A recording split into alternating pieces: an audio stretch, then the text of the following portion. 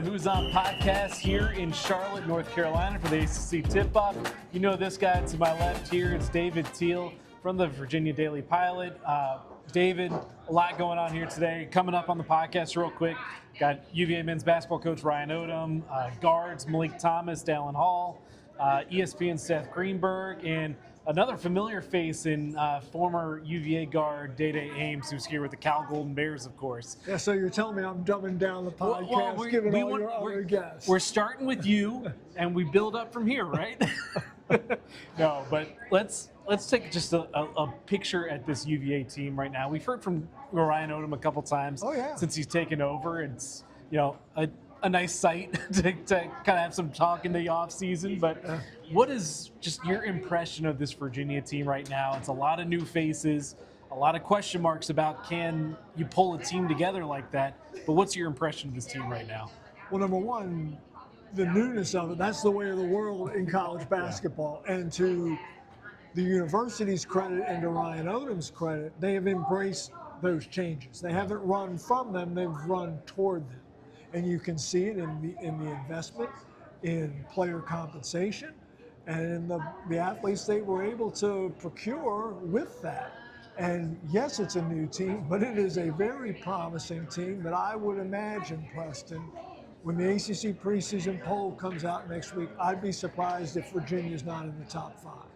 Well, that brings up a good point, is just what's the ceiling, what's the basement, I guess, for this Virginia team. And I know it's hard because we really don't don't know anything about these teams. Yeah, not only we don't know anything about Virginia's team, we don't know anything about really any of the 18 squads gathered here. But let's put it this way.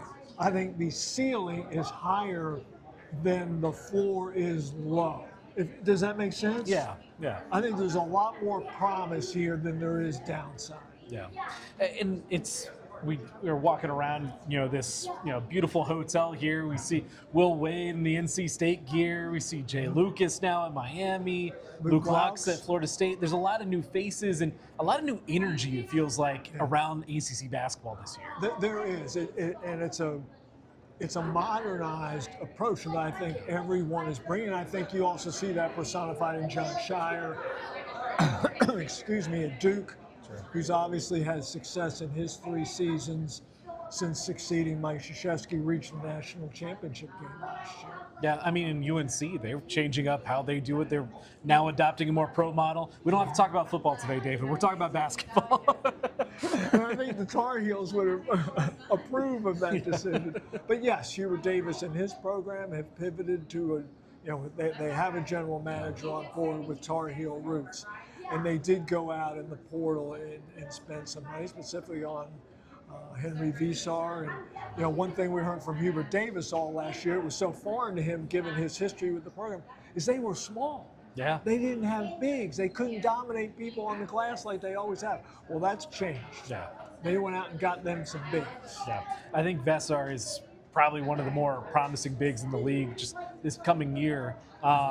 We talked about Duke a little bit here, but Louisville is the interesting team, just how quickly Pat Kelsey has gotten things going there. Another familiar face. We mentioned Dai Dai Ames. Isaac McNeely is there now. Yeah. What impresses you about kind of what they did this offseason? Well, what really impressed me is what they did last offseason. Yeah, that's true. To go from 2-18, was it 2-18 to 18-2? Yeah. I mean, I may have those. I think he had surpassed the win total by December. Yes, clearly. And they're in the ACC championship game last year across the street against Duke, and then he had to flip it again pretty much. And Pat Kelsey was telling us today about all the boxes that he wants each of the prospects, be they high school or portal guys, to check. And especially he raved about Isaac McNeely. And one of the people he talked to at length about Isaac before taking him in the portal was Ron Sanchez. And I didn't realize this, but Coach Kelsey and Coach Sanchez have a long-standing relationship. He told a funny story. He said he was always interested in the pack line defense, but didn't have the courage as a younger coach to reach out to Tony Bennett when he was at Washington State. So he reached out to one of his staffers who turned out to be Ron Sanchez. And lo and behold, they developed this friendship. And that friendship fueled a little bit of Isaac's going to Louisville. No, you'll notice people just walk in front. Yeah, That's what happens. Everyone's working around here. You would think an ESPN producer would know better because that's who that was. Looking at, we mentioned Will Wade, NC State. They're a really interesting kind of put together team. Just it's kind of built in his image, but not a lot of size. What do you think of just kind of how he's? It seems like bursted into the league just as the only way Will Wade can. Well, yes. Having known Will from his time at VCU, as I know you do as well, he is a big personality. And he reminds me, actually, of, because I'm old enough to know this, of when Jim Valvano came to NC State from Iona. He wasn't going to let Duke and Carolina be the entire show in the triangle. He was going to cause such a stir and such a ruckus that he was going to demand attention. And that's the way Will Wade operates. And when you do live in the shadows of Duke and Carolina, that's the way you have to be at NC State. Yeah. And I think, the big acquisition there is Darion Williams. Yeah. I mean, if that guy's not first team preseason all ACC, the voters are doing it wrong, right? I mean, the guy was first team all Big 12. You're doing the homework for the voters. Yeah. I mean, I don't know. That one seems pretty obvious there. To me, it does. Yeah. And maybe IMAC as well. Yeah, maybe. Obviously, he's earned some ACC honors before, but and looking at the rest of the ACC, I think that's kind of when you get past the Virginia, the North Carolina, Duke, Louisville, NC State. Yeah, beyond that top five. That's when it gets interesting, but there are interesting teams out there. One of those, forgive me, is Virginia Tech. Oh, no. Maybe forgiveness to your listeners and observers. But no, I mean, Mike Young, yesterday, his enthusiasm is palpable. It seems like it, yeah. I mean, I think the phrase he used is, I am an undersell, overperform guy. Mm-hmm. But I'm telling you, I am really, really, really enthusiastic about this team. And again, investment, procuring that talent. And much like Ryan Odom at Virginia, they did it overseas. They went and got a Neo of Dallas out of Greece. They went and got an Antonio Dorn out of Germany. And those are the kinds of players that really, really have an extra bounce in Mike Young's step. I'm glad you brought up the international part of this, and that's kind of why I brought up Virginia Tech, because I've talked to Seth today, I talked to Ryan about it, because it seems to be such a big part of college basketball moving forward is, we mentioned veteran teams. You're bringing in a 22-year-old freshman this year to come into college basketball. It kind of changes the landscape of college basketball when you got guys like Testa Ritter and Johan Grunlow coming in. They're pros. Yeah. These are European and international pros coming to the college game, and I counted up on ACC rosters alone, we're talking about 20 plus. Wow. It's amazing, the influx. And I've talked to some of the international players, and they say, we're just the beginning, that this is going to be more and more a part of the college game. And nobody shies away for the reason. And the reason is they get paid. Yeah. And they can make more money playing college basketball and gain more exposure playing college basketball than they can overseas playing professional. Hey, it's not a coincidence that this rush all started with revenue sharing and NIL, just the way it is right now. And I mean, why go waste away on the back of a NBA roster or in the G League when you can come to college for a year, get some money, and then improve your stock and go to the NBA the next year. And oh, by the way, looking at a lot of those European leagues and international leagues, the working conditions in college basketball, especially major college basketball, are a heck of a lot better. You're getting fed, you're flying charter, whereas overseas you're on harrowing bus rides and who knows what else. I know it's early. How many teams from this conference do you think theoretically have a good chance going into this year? You mean to make the tournament? To make the tournament. That's what we're judged on at the end of the day. Yes, and that's why the narrative surrounding the conference has been so bad. Yeah. And all the coaches and administrators know November and December is critical, and that's why they pivoted from 20 to 18 games in the league schedule to give programs more flexibility on the non-conference side. That's why you see Virginia playing Ohio State in Nashville. Yeah. You know, that's a primary example of the benefits, the theoretical benefits of trimming the non-conference schedule. But you know, if the SEC can get 14 teams in the bracket as it did last year, then absolutely the ACC with 18 teams should certainly look to get 8, 9, maybe even 10 teams in. Now, can that happen this season that quickly? I don't know. Yeah. But certainly it's got to be more than a handful. I think that's what it's been.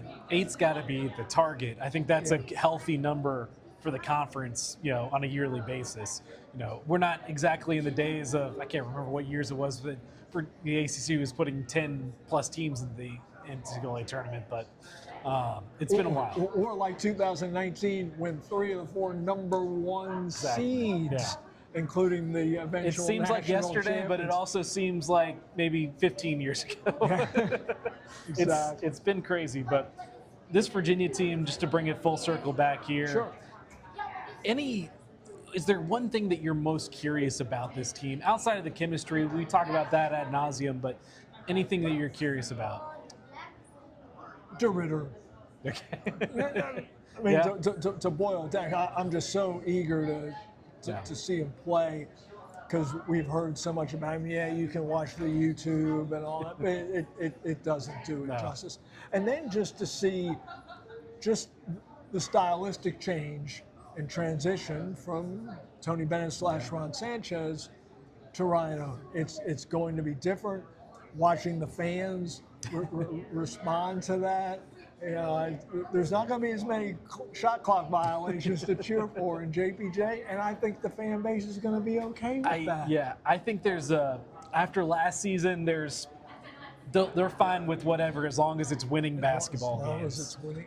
And scoring points is fun for everyone. I mean, we're seeing that with football this year, Yeah. and no one's complaining about a shootout against Florida State a couple weeks ago. No, especially when it ends the way it did. Yeah, in double overtime. All right, that's David Teel. I've got head coach Ryan Odom coming up next year on the Who's On podcast. Welcome into the ACC Tipoff here in Charlotte on the Who's On podcast. I've got this guy right here, head coach of the Virginia men's basketball team, Ryan Odom. Ryan, thanks for being here. What's it feel like? This is your first ACC Tipoff. Yeah, this is exciting. Yeah. No, it really is. I'm excited for Dallin and for Malik to experience this, and obviously there's a ton of excitement for our league right now.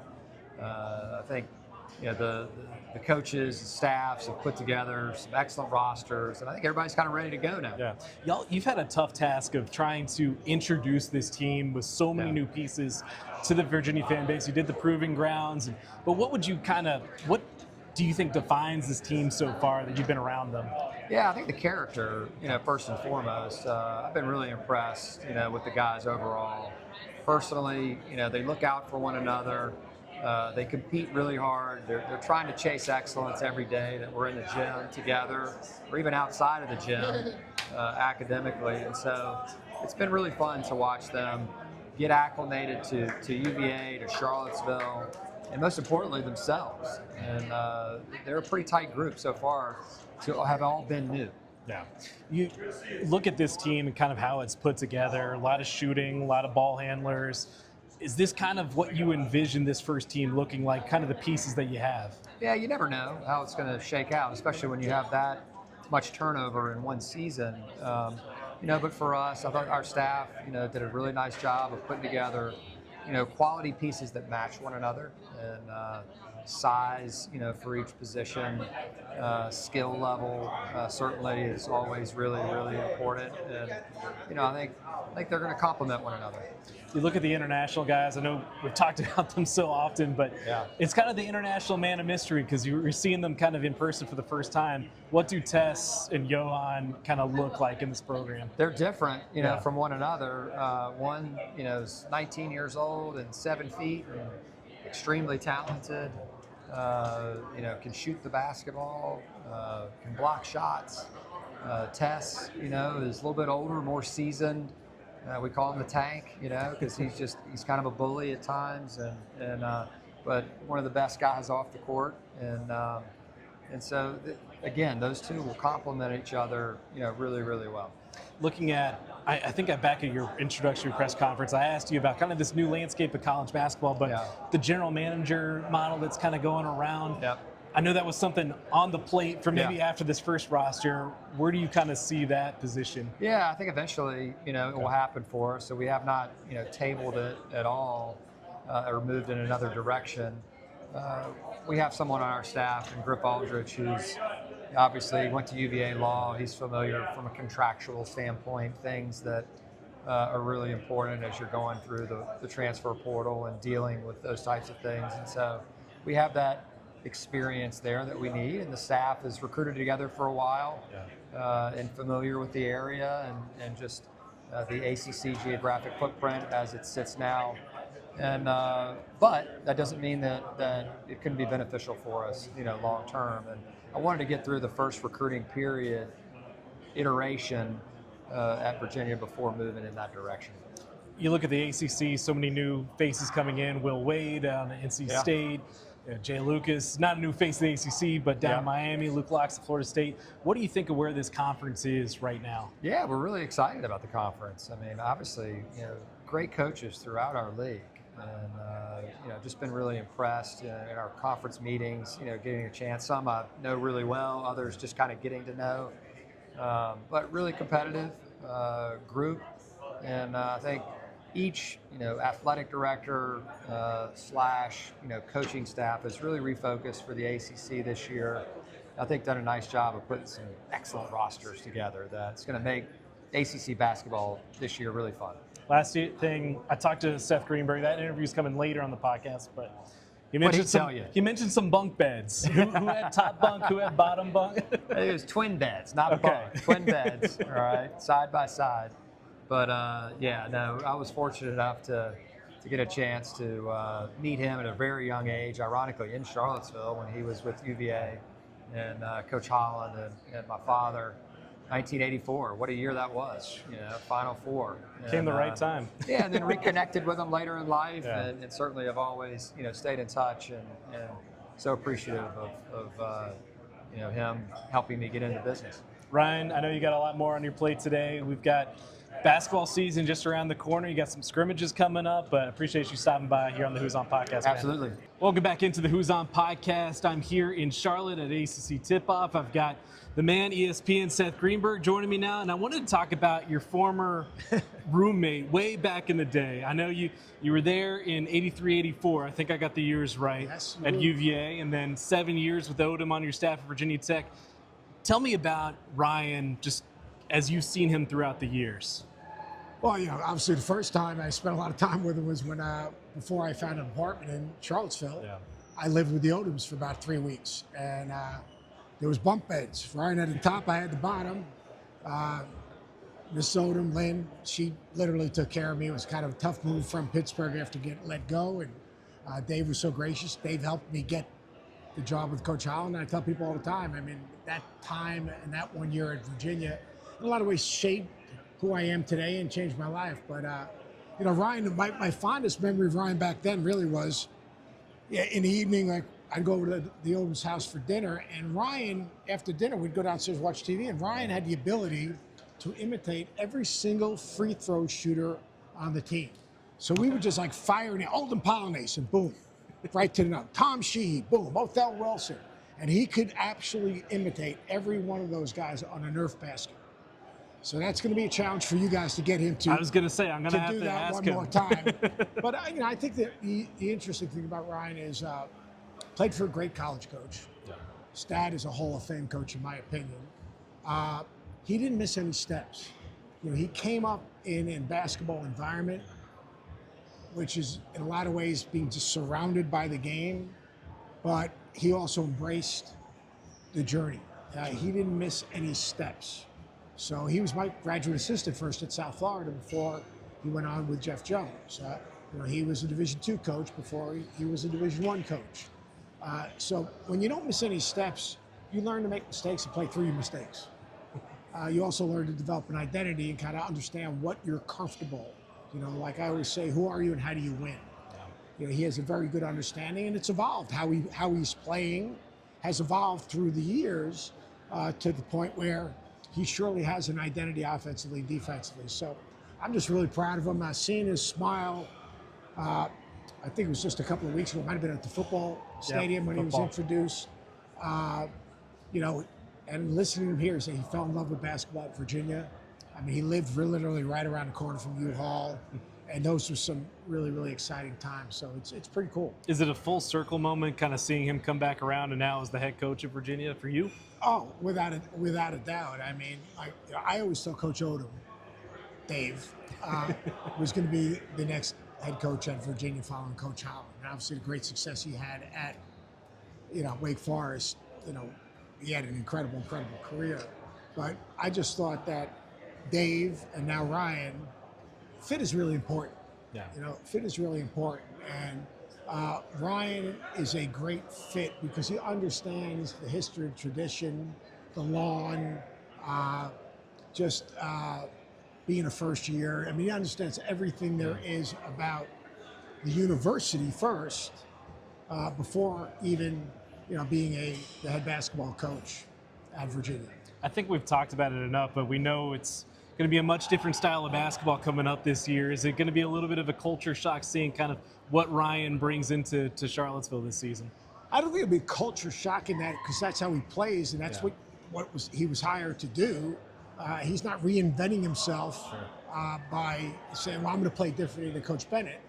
No, this is his style. Coach Bennett, incredibly, goodness gracious, the success he had, the dominance he had in the league. And that's who they were and how they won. And that's what they recruited to, and that's the buy-in they got. Ryan's going to get a similar buy-in, but it's just a different style of play. There's a lot of different ways to skin a cat. Yeah. There's a lot of different ways to be successful. And every coach, the most important thing is have a staff that understands who can play for the head coach, who fits the system, and then give that coach the resources to recruit the players and build the program. So, I just think he'll do a terrific job. I think that he understands the responsibility of being the head coach at Virginia is far greater than just the position of being the head coach at Virginia. We've seen it a lot this age in the transfer portal, but almost a whole new roster coming to Charlottesville this year. Just what have you made of early impressions? I know we got a couple weeks here, but early impressions of this roster. Yeah, I'm going to go and watch them practice on Friday. There you go. And so I'll have a better in-person look, but got legitimate size and depth and size. You've got shot making. You've got old. When you're bringing 22-year-old freshmen into campus that have international experience, you've got proven scoring in Malik, who's a legitimate scorer. The depth they have across the board, they were able to acquire the talent that fits the style of play. Yeah. And I think that was the attraction, to acquire the talent. And they were also given the resources to be able to acquire the talent. So Ryan has a definite plan. I think there's an attraction to his style of play. I think it'll be embraced without a doubt, and nothing against how they played prior. Sure. It's just I think that sometimes change is good, and it would be foolish for Ryan Odom to try to be Tony Bennett.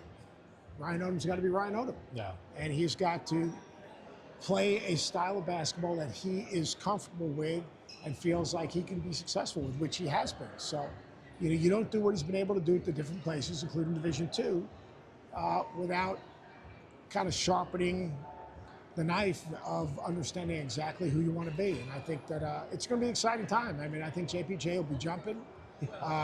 He'll embrace the responsibility and the role of, leading basically Virginia to the next iteration of challenging for championships. I know he's joked that he's got the gray to match Tony Bennett now. He does have the gray. They kind of, they're starting to look a lot alike. I used to tell Tony all the time, he started look more and more like his dad. Ryan, when they see these videos, and I need to go, his mannerisms are so much like his dad. And his speech pattern at times are so much like his dad, which I think is the way it should be. You mentioned the international part of that. That's become a big thing, especially around the ACC. You look at Virginia Tech and now UVA with Testa Ritter and Johan Grunlow. What do you make of the good, international imports into college basketball right now? You know, this isn't Ryan's first time getting into this, so he has a little bit of background and trust and respect, but you're getting 22-year-old freshmen. You're getting guys that have played at the very highest level in international competition. You're getting guys that played against pros and trained with pros for years. You think about it, so our 22-year-olds, they might have played grassroots basketball, USA basketball, all right, but they're playing with their peers. These international players, they're training with grown men. They're being coached by hard, demanding accountability, responsibility, like almost right is wrong, show and get to work. There's no negotiation when you're playing overseas. So like those guys, since they're probably 16 years old, 17 years old, they're 22 now, they've been coached hard. And they haven't been enabled. And they learned how to play. And not just individually, but collectively. So they're going to be both very, very good. Looking big picture now, since we're here in Charlotte, ACC Tipoff. The ACC this year, I know it's been a couple down years. Are we going to see an uptick with some of the new blood in the ACC? What do you think? 4 new coaches came in, and 4 new coaches went to basically the administration and said, what's our rev share? Yeah. What's our NIL, which is pay for play? And, it used to be, all right, what's our practice facility look like? What are our facilities? Now it's basically, there's a cost of doing business. Your investment equals your expectation. If you want to be successful at a high level in college athletics, especially basketball, there's a cost of doing business. And these new coaches that have come in, have all basically, that was, I'm sure, their first question. Because you want to have a chance. These are really good coaches. Really good coaches without resources are really good coaches. Yeah. Really good coaches with resources have a chance to build championship caliber programs. So I think the league has done a really good job. There are more teams that have invested in their programs. And when you invest in a program, there'll be a return on the investment because you have really good coaches. So I think the league got to win games in November and December. You got to build your league resume. Yeah. If you build your league resume, then you have a chance to, when you get in the league play, beat each other up, and you're still going to get a quad 1 loss or quad 1 win or quad 2 win. And those wins basically build the league's resume for the NCAA tournament. You got your Dukes, UNC, Louisville. I mean, those are a lot of teams that people like going into the year. Any other teams that kind of spark your interest going into the season? Yeah, I think Virginia's going to be very good. I think Virginia Tech's going to be much improved. Yeah. There's no denying, and I think SMU is probably a team that's undervalued. They returned 3 guys. Style of play is interesting. NC State, style of play, they've really done well in the portal with Darian Williams. In high school ranks with Matt Abel. They just got a big kid overseas, Sanjia, Musa Sanjia, I think that's the correct pronunciation, who's really good. The league's going to be good. The bottom of the league has got to invest. And the bottom of the league invests, and the depth of the league will be a real factor. Seth, we got to get you back to Charlottesville sometime for game day. I don't. Although I say that, but UVA is 1-5 on game day when they're involved. So I don't know. I don't know if we want that. I don't know the records. Virginia Tech, I was 1-1 on game day, and we beat Duke. But there you go. But I'm excited for Ryan, and that year I spent in Charlottesville was a life-changing experience for me, and I'm always appreciative to the good people I met there, and obviously Coach Howell and Coach Odom. And that year's experience. All right, ESPN Seth Greenberg, thanks for coming on, man. Thanks, man. Thank you. Welcome back into the Who's On podcast here in Charlotte for the ACC Tip-Off. I got 2 of the newer faces for this Virginia. I mean, all new faces, really. Besides Elijah, Carter, and Dez, but I got Malik Thomas and I got Dallin Hall here. Guys, how's it going being here, wearing the UVA gear? Just what's this kind of day like for you guys? I mean, it's been a great experience. Just connecting with this place of University of Virginia, it's been an honor. Just seeing the history and the people that came before us. It's been great to just connect with this place, honestly, before anything, and just getting after it every day, just staying consistent and having fun playing this game. Dallin, I know that we've seen that the pieces, they look great on paper. How does it look on the court now that y'all started practicing? It's a lot of fun, man. Like, we have a lot of fun. Coach O has us playing a great style of basketball, sharing the ball, playing hard defensively. Obviously, we still have room to grow, but we feel like we're trending in the right direction, and just love playing with the guys that they brought in. Like, Coach did a great job of bringing in high character dudes who really care about the V that we wear on the front of our chest, and so it's a lot of fun. It's going to be a fun year. Y'all, you had an interesting moment recently on the Proving Grounds episode that just came out. Very beginning of the episode, it's you, and I can't remember which coach you were with, but you're going through a play where you kick out to the corner and stuff like that. I don't know if you recognize that play or if you know that play, but Virginia fans picked up on it immediately. It's the play that Ty Jerome kicked out to DeAndre Hunter for the game-tying 3 in the Final Four. Did you realize that, or do you know that history? I have to say I didn't put 2 and 2 together until that episode came out. But it's obviously, anytime you get put in the same sentence as Ty Jerome, like that's a big compliment. Like Malik was saying, we really are grateful for the players who've came before us. We feel like we stand on their shoulders and everything they've built. So happy to be a part of that, and hopefully we continue to build on what they've built. Malik, I know you've wanted to get to this level, be back in a power conference, be in the ACC. I talked to your dad before. He was like, we got the North Carolina and the Duke games highlighted, all those stuff. What's it like kind of getting ready for this season, seeing the schedule, seeing the times, and kind of where you're going to be going this year and the competition you're facing? I mean, it's been honestly amazing. We're a team that's not going to run away from any type of competition, and we're going to be ready for any team on our schedule. So obviously we have those big games highlighted, but every game is important to us because we know what it's going to take to play our best basketball in March, and we're just going to continue to keep growing and keep getting better. It's ACC Tipoff. People are going to come and go right in front of the camera, but talk about, I know it's been a lot of offense over the offseason. Have you gotten into the defense yet? Dallin, what is that side of the ball looking like for you guys? It's a lot of fun. We have some really great, bright defensive minds with Coach Henry and Coach Darius. And so it's a lot of fun. We pick up full court. It's a new system for a lot of us, but we feel like we're adjusting well, and they're really challenging us on that end to be great. And that's something that this staff has been known for recently, and so we want to make sure we embody that and impose our will on the defensive end. I've heard a couple times, this guy talks the entire time throughout practice. He's always talking. He's one of the loudest guys. Can you attest to that? I can. This guy, we just had a question about who the best trash talker is. I think it's Malik as well. He brings great energy for our team, great leadership. There's a lot of days where maybe the energy isn't where it needs to be, and he helps us get it right. So we just are continually focused on making the most of each day and continuing to get better. As a point guard, how does Dallin kind of set the team up on the court, but also off the court?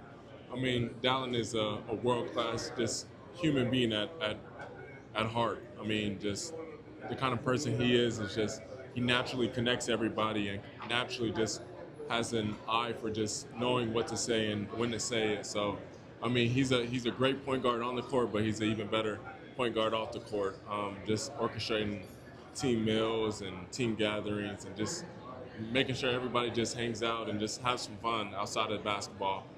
So he just does a great job and a great leader as well.